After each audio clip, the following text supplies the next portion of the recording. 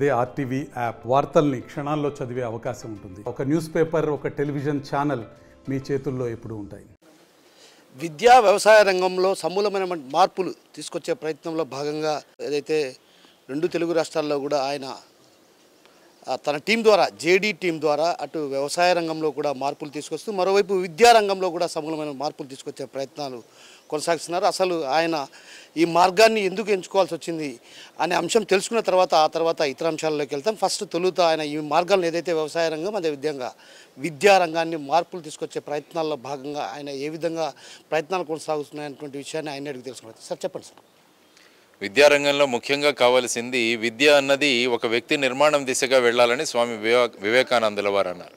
కానీ ప్రస్తుత పరిస్థితుల్లో మనం విద్య చూస్తుంటే అది కేవలం మార్కులు, గ్రేడ్లు, సీట్లు వీటికి మాత్రమే పరిమితం అవుతుండడం వల్ల విద్యార్థులు అన్నవారు సర్వాంగీణ వికాసం అంటాం, అంటే 360 డిగ్రీ డెవలప్మెంట్ దగ్గర నుంచి దూరం అవుతున్నారు.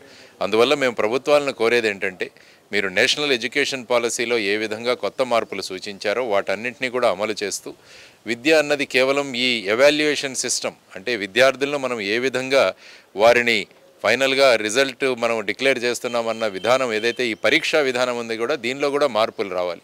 ఒక వ్యక్తి ఏ విధంగా నిర్మాణం అవుతున్నాడన్న దానికి కావలసినటువంటి మనం ఎవాల్యుయేషన్ సిస్టమ్ మొదలవ్వాలని మేము కోరుతున్నాం. ఆ సందర్భంగా ప్రభుత్వానికి కూడా సలహాలు ఇస్తున్నాం. ఈ మధ్యలో ముఖ్యంగా మా జాయిన్ ఫర్ డెవలప్మెంట్ ఫౌండేషన్ ద్వారా మేము అనేక ప్రాంతాలలో లైబ్రరీలను ఏర్పాటు చేసి అక్కడ సాయంత్రం పూట ఆ ప్రాంతాలలో విలువల బడులు అన్నది మొదలుపెట్టాం. అంటే పిల్లలు ఉదయం చదువుకొని గేమ్స్ అన్నీ ఆడిన తర్వాత ఇంటికి వెళ్ళి మళ్ళీ ఒక 2 గంటలు వచ్చి లైబ్రరీ పరిసరాల్లో వాళ్ళు అనేక కొత్త విషయాలు నేర్చుకోవడం, నీతి కథలు వాళ్ళకి చెప్పడం, చిన్న చిన్న వ్యాయామాలు వాళ్ళకి చెప్పడం, వాళ్ళలో ఉన్న సృజనాత్మక శక్తిని బయటికి తీసుకురావడం, ఇలాంటి ప్రయత్నంతో మేము మొదలుపెట్టాం మా ఫౌండేషన్ ద్వారా.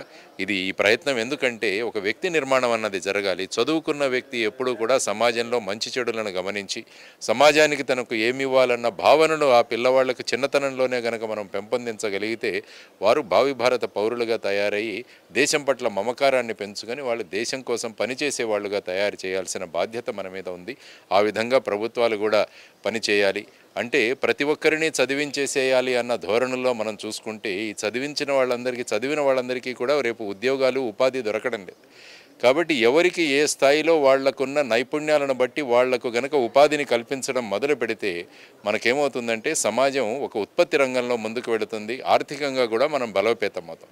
దేశం ఎదుర్కొంటున్న ముఖ్యమైన సమస్య ఏంటంటే నిరుద్యోగ సమస్య. మనం ఎన్ని కాలేజీలు, ఎన్ని స్కూల్స్ పెట్టి ఫైనల్గా వీళ్లను ఉత్తీర్ణులు చేసి పంపిస్తున్నాం, కానీ వీళ్లలో నైపుణ్యాలన్నవి రావట్లేదు. కాబట్టి ప్రభుత్వాలు కూడా నైపుణ్యాలన్నవి విద్యార్థులలో నేర్పించడానికి ప్రయత్నాలు చేయాలి. ఆ విధమైన విద్యా విధానం రావాలి. తర్వాత మాతృభాషా బోధన కూడా చాలా ముఖ్యమైన విషయం. ఎందుకంటే పిల్లలకు చిన్నతనంలో వాళ్ళ మాతృభాష, వాడుక భాషలో వారికి చెప్పగలిగితే వారిలో ఆ విషయ పరిజ్ఞానం అన్నది పెరిగి ఆ తర్వాత మీరు ఇంగ్లీష్ భాషలో ప్రవేశపెట్టండి. అందుకనే నేషనల్ ఎడ్యుకేషన్ పాలసీలో కూడా 5వ తరగతి వరకు, వీలైతే 8వ తరగతి వరకు మాతృభాషలో బోధించాలన్నది వారు చెప్పిన అంశం. కానీ దాని ఇంప్లిమెంటేషన్ కానీ అమలు కానీ ఎక్కడా జరగడం లేదు. కాబట్టి వీటి గురించి కూడా ప్రభుత్వం సీరియస్గా ఆలోచించాలన్నది మా కోరిక. ఆ విధంగా విద్యా విధానంలో మార్పు రావాలి. సార్, పిల్లల్లో కూడా మానసిక స్థైర్యాన్ని కోల్పోయి ఆత్మహత్యలు చేసుకున్నటువంటి పరిస్థితి. అంటే చిన్నపిల్లలు కూడా ఒక రకంగా 8వ తరగతి 9వ తరగతి చదువుతున్న విద్యార్థులు కూడా ఒత్తిడి పెరిగి ఆత్మహత్యలు ఎలా చూడాలంటారు సార్? ఆ ఒత్తిడికి ప్రధానమైన కారణం ఏంటంటే పిల్లల్లో కేవలం మనం మార్కులు, గ్రేడ్లు, తర్వాత వచ్చేసి తల్లిదండ్రులు వాళ్ళ మీద పెడుతున్న ప్రెషరు, తర్వాత వచ్చేసి ఇన్స్టిట్యూషన్స్ ఏవైతే విద్యా సంస్థలు ఉన్నాయో మాకు కూడా ర్యాంకులు రావాలి, గ్రేడ్లు రావాలని ఈ పిల్లల మీద పెడుతున్న ప్రభావం. కాబట్టి ఓవరాల్గా ఈ సిస్టమ్ ఏదైతే ఉందో దీనిలో మార్పులు వస్తే తప్ప ఆ విధమైన మార్పు రాదు. అందువల్ల ఎవాల్యుయేషన్ సిస్టమ్ ఒక వ్యక్తి యొక్క సమగ్రమైన వ్యక్తి నిర్మాణానికి మనం ఆ విధమైన ఎవాల్యుయేషన్ పెట్టాలి అన్నది ప్రధానంగా కోరుకోవాలి. ముఖ్యంగా తల్లిదండ్రుల యొక్క ఒత్తిడి కూడా చాలా ఎక్కువగా ఉంది.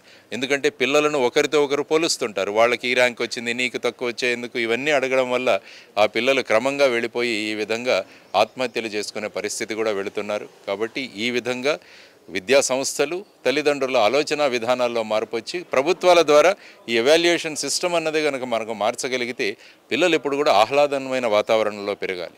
ఎందుకంటే చాలా విద్యా సంస్థల్లో చూసుకుంటే ఆ పిల్లలకు మనము గేమ్స్, స్పోర్ట్స్ లేవు. చాలా స్కూల్స్కి గ్రౌండ్స్ కూడా లేవు. ఇప్పుడంతా వెర్టికల్ ఎడ్యుకేషన్ జరుగుతుంది. అంటే పైపైన అంతస్తుల విద్య జరుగుతుంది ఇప్పుడు. హారిజాంటల్ ఎడ్యుకేషన్ దొరకడం లేదు పిల్లలకు. మనం ఇవి నేర్పించట్లేదు, ఆటలు నేర్పించట్లేదు. దానివల్ల ఏమవుతుందంటే గెలుపు ఓటములు అన్నది వాళ్ళకి తెలియడం లేదు. కాబట్టి జీవితంలో ఒక చిన్న ఓటమి ఎక్కడైనా వచ్చినా కూడా దాన్ని ఫైనల్గా ప్రాణాలు తీసుకునేంత స్థాయికి వాళ్ళు వెళ్ళిపోతున్నారు. ఇది మనం గమనించాల్సిన విషయం. కాబట్టి ఆ విధంగా కూడా టోటల్గా విద్యా విధానం ఎవాల్యుయేషన్ సిస్టంలో మార్పులు తీసుకురావాలి. ఆ దిశగా కూడా పనిచేస్తున్నాం మేము. సార్, నిన్న ప్రవేశపెట్టినటువంటి బడ్జెట్ ఎలా ఉంది? అంటే కొంత సంక్షేమ పథకాలకు ఎక్కడ కూడా మేనిఫెస్టోలో పెట్టినటువంటి అంశాలు కావచ్చు, అదేవిధంగా సూపర్ 6 పథకాలకు నిధులు కేటాయింపు లేదన్నటువంటి భావన వినిపిస్తుంది. ఎలా చూడాలంటే ముఖ్యంగా ఏంటంటే మన సంక్షేమము అభివృద్ధి రెండు కలిసి జరగాలి. ఎందుకంటే ఎలక్షన్లోకి వచ్చేటప్పుడు సూపర్ 6 ఇస్తామన్న ఆశ్వాసనం ఇచ్చి వీళ్ళు రావడం జరిగింది. ఆ తర్వాత చూసుకుంటే 4,000 పెన్షన్ ఏమైతే ఉందో దాన్ని అమలు చేస్తున్నారు. ఆ తర్వాత ముఖ్యంగా నిన్న ప్రవేశపెట్టిన బడ్జెట్లో తల్లికి వందనం అనే కార్యక్రమానికి ఐ థింక్ 9,000 కోట్ల రూపాయలు అలాట్ చేసినట్టు నేను చూశాను. కానీ యాక్చువల్గా మన రాష్ట్రంలో అమలు చేయాలంటే దానికి 12,000 కోట్లు కావాలన్నది ఒక అంచనా. ఆ తర్వాత కూడా రైతులకు ఇవ్వాల్సిన దానికి కూడా 6,200 కోట్లు ఇచ్చినట్టు కూడా ఉంది. అది కూడా సరిపోదన్నట్టు భావన. కాబట్టి ఏమవుతుందంటే ఎప్పుడైతే అభివృద్ధి మనం చేస్తామో అప్పుడు మన రాష్ట్రానికి సంపద సృష్టించి దాని ద్వారా మేము అభివృద్ధి చేస్తామన్న ధోరణి పెడుతున్నారు. కానీ ఏమవుతుందంటే మనకు 5 రూపాయలు పెడితే దానివల్ల 1 రూపాయి లాభం వస్తుంది యాక్చువల్గా ఆ విధంగా. ఎందుకంటే గవర్నమెంట్ ఈ విధంగా స్పెండ్ చేస్తే అంత ఆస్తుల నిర్మాణం అవుతుంది. కాబట్టి ఈ విధమైన మనకు సంపద సృష్టించడానికి మన దగ్గర ఏ విధమైన వనరులు ఉన్నాయో కూడా చూడాల్సిన అవసరం. నిన్న చూస్తే ఐ థింక్ టూరిజంకి 450 కోట్లు ఎంతో ఇచ్చినట్టుగా నేను గమనించాను. పూర్తిగా ఇంకా నేను చదవలేదు. కానీ టూరిజం పొటెన్షియల్ చాలా ఎక్కువ ఉంది మన రాష్ట్రంలో. 972 కిలోమీటర్ల తీర ప్రాంతం ఉన్న రాష్ట్రం ఆంధ్రప్రదేశ్. కాబట్టి చిన్న తీర ప్రాంతం ఉన్న గోవా మెయిన్గా టూరిజం మీద ఆధారపడి పెడుతుంటే 972 కిలోమీటర్లు ఉన్న ఆంధ్రప్రదేశ్ మన టూరిజంను తీసుకోవాలి. ఇక్కడ ఎన్నో మన ధార్మిక కేంద్రాలు ఉన్నాయి, గుళ్ళు ఉన్నాయి. వీటన్నిటి టూరిజం సర్క్యూట్లు మనం డెవలప్ చేయవచ్చు. ఆ తర్వాత ఎన్నో సుందరమైన ప్రాంతాలు ఉన్నాయి. వాటన్నిటినీ కూడా మనం టూరిజంకి మెయిన్గా ఇవ్వాలి అన్నది మేము ప్రధానంగా కోరుతున్నాయి. తర్వాత ఆక్వాకల్చర్ కూడా చాలా ఉంది. కాబట్టి ఆక్వా ఫుడ్ ప్రాసెసింగ్ అన్నది మనం డెవలప్ చేయగలిగితే వ్యవసాయ రంగంలో ఫుడ్ ప్రాసెస్, ఎందుకంటే ఆంధ్రప్రదేశ్ వ్యవసాయ ప్రాధాన్య దేశం. మీరు జిఎస్డిపిలో చూసుకుంటే సుమారుగా 30 నుంచి 35% వ్యవసాయం రంగం నుంచి వస్తుంది. కాబట్టి దీన్ని ఫుడ్ ప్రాసెసింగ్ దిశగా మనం వెళ్ళగలిగితే ఆ విధంగా మనము వనరులు సంపాదించుకోవచ్చు అన్నది ప్రధానంగా చూడాల్సిన అంశం. ముఖ్యంగా మేమంతా కోరుకుంటున్నది ఏంటంటే పోలవరం ప్రాజెక్ట్ ఇప్పుడు 41.5 మీటర్లు ఉందా, 41.15 లేకుంటే 45.72 మీటర్స్ అన్నది ఇంకా నిర్ధారించలేదు. మొన్న మీరు కేంద్ర బడ్జెట్ చూసుకుంటే అందులో చూసుకుంటే 41.15 మీటర్స్ దగ్గరే ముగిస్తారన్న ఒక భావన అందులోంచి కలుగుతుంది.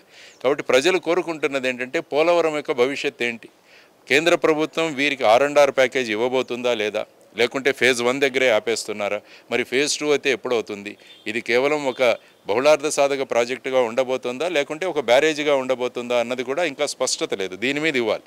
ఎందుకంటే సుమారుగా ఒక 6,000 కోట్ల రూపాయలు నిన్న బడ్జెట్లో కేటాయించినట్టు నేను చూశాను. మరి ఆ విధంగా చూసుకుంటూ పోతుంటే ఇంకా సుమారుగా 25,000 కోట్లు కావాలి పోలవరం ప్రాజెక్ట్. ఇది నేషనల్ ప్రాజెక్టుగా చూస్తున్నప్పుడు కేంద్రం ఈ ప్రాజెక్టును ఆదుకోవాలి. సో దానిలో కూడా ఎక్కడా క్లారిటీ లేదు. అందువల్ల ముఖ్యంగా మీరు ఫిజికల్ డెఫిసిట్ చూసుకుంటే సుమారుగా 73,000 కోట్లు ఉంది. రెవెన్యూ డెఫిసిట్ చూసుకుంటే ఐ థింక్ 32,000 కోట్లు అనుకుంటాను. ఆ తర్వాత మీరు ముఖ్యంగా చూస్తే క్యాపిటల్ ఎక్స్పెండిచర్ 40,000 కోట్లని చెప్పారు. మరి చూడాలా 40,000 కోట్లు ప్రభుత్వం ఏ విధంగా ఏ రంగాలలో వాళ్ళు వినియోగించబోతున్నారన్నది కూడా చూసి మనం ఆలోచించాలి. సుమారుగా 3,22,000 కోట్ల రూపాయల టోటల్ లేఅవుట్తో బడ్జెట్ వచ్చింది. కాబట్టి ఇంకా డీటెయిల్డ్ స్టడీ చేసి దానిలో అభిప్రాయాలను నేను వ్యక్తం చేస్తాను. సార్, ప్రధానంగా ఇప్పుడు జరుగుతున్నటువంటి సోషల్ మీడియాలో ఏదైతే వ్యాఖ్యలు చేశారో ఆ వ్యాఖ్యల నేపథ్యంలో కూడా వరుస పరంపరలో అరెస్టుల పరంపర కొనసాగుతుంది. సో నిన్న పోసాని మురళిని అరెస్ట్ చేయడం జరిగింది. అదేవిధంగా సోషల్ మీడియా వేదికగా విమర్శలు చేశారు. అయితే గతంలో పవన్ కళ్యాణ్ కూడా ఇలాంటి వ్యాఖ్యలు చేశారు. అయితే కొడకల్లారా అంటూ కూడా వ్యాఖ్యానించారు. అదేవిధంగా చంద్రబాబు కూడా నీ అమ్మ మొగుడు అన్నటువంటి వ్యాఖ్యలు చేశారు. దీన్ని కూడా అప్పట్లో ఈ విధంగా వ్యాఖ్యలు చేశారు. కాబట్టి ఇప్పుడు ఈ వ్యాఖ్యలు చేయడం అసలు ఈ కేసుల పరంపరను ఎలా చూడాలంటారు సార్? ఆంధ్రప్రదేశ్ రాష్ట్రంలో దురదృష్టకరం. ఎందుకంటే సమాజంలో ఒక విశిష్టమైన స్థాయిలో ఉన్న వ్యక్తులు ఈ విధమైన పదజాలం ఉపయోగించడం అన్నది దురదృష్టకరం. ఎందుకంటే సమాజానికి ఆదర్శంగా ఉండాలన్న వ్యక్తులు కూడా ఈ విధమైన పదజాలం ఉపయోగిస్తుంటే ఏమవుతుందంటే సమాజం మీద ఏ ప్రభావం పడుతుందో ఆలోచించుకోవాలి. ఎందుకంటే సమాజంలో సెలబ్రిటీస్ అన్నవాళ్ళు వాళ్ళు మాట్లాడే ప్రతి మాట కూడా ఆచితూచి మాట్లాడాలి. ఎందుకంటే వాళ్ళ ప్రభావం, ఇద్దరు సాధారణంగా ఉన్నవాళ్ళు వీధిలో కొట్లాడుకుంటే దాని ప్రభావం ఉండదు. కానీ ఒక విశిష్టమైన సెలబ్రిటీ అన్న వ్యక్తి ఒక మాట మాట్లాడితే దాని ప్రభావం ఎలా ఉంటుందన్నది ఆలోచించాలి. అది ఎవరైనా కావచ్చు, రూలింగ్ పార్టీ కావచ్చు, అపోజిషన్ కావచ్చు, సర్వసాధారణ వ్యక్తులు కావచ్చు, వీరందరూ కూడా చాలా జాగ్రత్తగా పదజాలాన్ని ఉపయోగించాలి. మనకు భావ స్వాతంత్రము, భావ స్వేచ్ఛ ఉందని మనం ఇష్టం వచ్చినట్లు మాట్లాడితే దానికి శిక్షలు పడాల్సిందే, దానికి కేసులు జరగాల్సిందే, దెర్ ఈజ్ నో డౌట్. కాబట్టి ఈ విధంగా ముఖ్యంగా మనం చేయాల్సింది ఏంటంటే రూల్ ఆఫ్ లా అన్నది చాలా ముఖ్యం. వాళ్ళు ఎవరు మాట్లాడుతున్నారు, ఏ పార్టీకి చెందిన వాళ్ళు అన్నది ప్రాధాన్యత కాదు, ఏం మాట్లాడారన్నది ప్రాధాన్యత. కాబట్టి రూల్ ఆఫ్ లా లేకుంటే ఏమవుతుందంటే మళ్ళా ఒక రకమైన అరాచకం అన్నది సమాజంలో ప్రబలుతుంది. కాబట్టి ఎవరు తప్పు చేసినా కూడా వారి మీద చర్యలు తీసుకునే విధంగా పోలీసు విభాగం ఉండాలి. అది ఎప్పుడు ఉంటుందంటే పోలీసు విభాగం స్వతంత్రంగా పనిచేసే ధోరణి మొదలైనప్పుడు అవుతుంది. దానికోసం స్టేట్ సెక్యూరిటీ కమిషన్ ఏర్పాటు చేయాలని ఎప్పటి నుంచో మేము చెబుతున్నాం. ఎందుకంటే 2006వ సంవత్సరంలో సుప్రీంకోర్టు వారు ప్రకాష్ సింగ్ గారు వేసిన కేసులో స్పష్టంగా చెప్పారు, పోలీసు విభాగం సరిగా పనిచేయాలంటే రాష్ట్రంలో ఒక స్టేట్ సెక్యూరిటీ కమిషన్ను ఏర్పాటు చేయాలని. అందులో ముఖ్యమంత్రి, హోంమంత్రి, తర్వాత డీజీపీ, తర్వాత సమాజంలో ఉన్నవారు, జడ్జీలు, వీరందరూ కూడా మెంబర్స్గా ఉంటారు. వారందరూ కలిసి పోలీస్ విభాగం ఎలా పనిచేస్తుందని దాని మీద పర్యవేక్షణ కోసం కావాలి. ఆ తరువాత డైరెక్టర్ జనరల్ ఆఫ్ పోలీస్ని 2 సంవత్సరాలు వాళ్ళకి టెన్యూర్ ఇవ్వాలని చెప్పారు. కానీ ఎక్కడ చూసినా కూడా డైరెక్టర్ జనరల్ ఆఫ్ పోలీస్ని టెంపరరీగా ఆ విధంగా పెడుతున్నారు తప్ప ఏదైతే సుప్రీంకోర్టు ప్రొసీజర్ ఇచ్చిందో ఆ విధంగా చేసి 2 సంవత్సరాలు వీళ్ళు ఉంటారని చెప్తే వాళ్ళు కూడా స్వేచ్ఛగా పనిచేస్తారు. లేకుంటే ఈరోజు ఉంటామో రేపు ఉండమో అన్న ధోరణి ఉంటే మరి ఎలా అవుతుందండి? అందువల్ల పోలీస్ చీఫ్ ఎవరైతే ఉంటారో వాళ్ళ నియామకంలో కూడా సుప్రీంకోర్టు గైడ్లైన్స్ ప్రకారం వాళ్ళు ప్యానల్ తయారు చేసి యూపీఎస్సీకి పంపించి అక్కడ నుంచి వచ్చిన తర్వాత వారిలో ఒకరికి 2 years టెన్యూర్ అన్నది చాలా ముఖ్యం. ఎస్పీ లెవెల్లో 2 years టెన్యూర్, సిపి లెవెల్లో 2 years టెన్యూర్, పోలీస్ స్టేషన్ ఇన్ఛార్జీలు ఎవరైతే సిఐలు ఉంటారో కూడా వాళ్ళకు కూడా 2 years టెన్యూర్. ఇది గనక ఫిక్స్ చేస్తే ఏమవుతుందంటే ఆ 2 సంవత్సరాలు వాళ్ళని కదపలేరు. దానివల్ల వాళ్ళు స్వతంత్రంగా పనిచేస్తారు. సో ఈ విధమైన ప్రొవిజన్స్ ఉన్నా కూడా వాటిని ఏ ప్రభుత్వం కూడా ఇంప్లిమెంట్ చేయట్లేదు. సో దీని గురించి కూడా ప్రజలు అడగాలి, తెలుసుకోవాలి. ఎప్పుడైతే ఆ విధమైన పరిస్థితులు వస్తాయో అప్పుడు రూల్ ఆఫ్ లా అవుతుంది. ఎవరైతే చట్టాన్ని ఉల్లంఘిస్తారో వారి మీద చర్యలు మొదలవుతాయి. లేకుంటే పాలకపక్షం ఏం చెబితే ఆ విధంగా నడుస్తుంటుంది. అప్పుడు కావచ్చు, ఇప్పుడు ప్రభుత్వం కావచ్చు. అది రాష్ట్రానికి ప్రమాదకరం. ఎందుకంటే ఇవన్నీ కూడా చాలామందికి తమాషాగా ఉండొచ్చు, వీళ్ళని అరెస్ట్ చేశారు, ఈరోజు వాళ్ళని అరెస్ట్ చేశారు, ఇవన్నీ. కానీ మన రాష్ట్రంలో పెట్టుబడులు పెట్టే వాళ్ళంతా కూడా ఇవి గమనిస్తున్నారు. మరి ఈ రాష్ట్రంలో పెట్టుబడులు పెట్టాలా వద్దా అన్నది కూడా వాళ్ళు చర్చించుకుంటారు. ఇటువంటి రాష్ట్రంలో పెడితే ఏమవుతుందన్న వాళ్ళు నిష్కర్షకు వస్తే మన రాష్ట్రానికి పెట్టుబడులు రావు. మరి ఏమవుతుంది? చివరిగా ఒకరినొకరు కొట్టుకోవడం, ఒకరినొకరు తిట్టుకోవడం, ఈ విధంగా పోలీసులు, కేసులు, వీటితోనే మనం బిజీగా ఉంటాం. కానీ రాష్ట్రానికి కావలసిన అభివృద్ధి అన్నది ఎక్కడో కుంటుపడుతుంది. దీని గురించి అన్ని పార్టీలు ఆలోచించాలి, అన్ని పార్టీలు ఆలోచించాలి, ప్రజలు కూడా ఆలోచించాలని నేను కోరుకుంటున్నాను. కక్ష సాధింపుగా పోకుండా లేదు, చట్టం అమలు. కక్ష సాధింపు ఉండకూడదు ఎప్పుడు కూడా. కానీ మన రాష్ట్రంలో చూస్తుంటే అప్పుడు ఇప్పుడు కక్ష సాధింపు చర్యలతోనే ముందుకు వెళుతున్నట్టుగా అనిపిస్తుంది. ఇది రాష్ట్రానికి, రాష్ట్ర అభివృద్ధికి ప్రమాదకరమని అందరం మనం గమనించాలి. రైట్, ధన్యవాదాలు. కక్ష సాధింపు చర్యలు రాష్ట్ర అభివృద్ధికి విరోధకులుగా మారుతున్నాయి. ఈ నేపథ్యంలో కూడా రాష్ట్ర ప్రభుత్వం కావచ్చు, అదేవిధంగా ఇతర పార్టీలు కూడా ఆలోచించాలి. అధికారంలో ఏ పార్టీ ఉంటే ఆ పార్టీలకు పోలీసులు తొత్తులుగా వ్యవహరించే విధానం పోవాలి. ఎందుకంటే స్వతంత్రమైనటువంటి నిర్ణయం రావాలన్నటువంటి భావన వ్యక్తం చేస్తున్నారు. మరోవైపు బడ్జెట్లో కూడా ఏదైతే మూలధనాన్ని 40,000 కోట్లుగా ఇచ్చారో అది ఏ మేరకు ఖర్చు చేస్తారో వేచి చూడాలి. అదేవిధంగా రాబోయే రోజులు ఏదైతే విద్యార్థుల ఆత్మహత్యల పరంపర కొనసాగుతుంది, ఈ నేపథ్యంలో ఆత్మహత్యలు నివారించాలంటే ఖచ్చితంగా తల్లిదండ్రులకు కూడా మార్పు రావాలి. విద్యలో సమూలమైనటువంటి మార్పులు వస్తేనే ఇది సాధ్యమైనటువంటి విషయాన్ని మనతో పాటు ఉన్నటువంటి పూర్వపు సిబిఐ డైరెక్టర్ జేడి లక్ష్మీనారాయణ గారు చెప్తున్నారు. కెమెరా పర్సన్ హరితో కిషోర్, RTV, కడప నుంచి. మరిన్ని వీడియోస్ కోసం ఛానల్ ని సబ్స్క్రైబ్ చేయండి. లేటెస్ట్ అప్డేట్స్ కోసం వాట్సాప్ ఛానల్ ని ఫాలో చేయండి. అండ్ లింక్ డిస్క్రిప్షన్ లో ఉంది.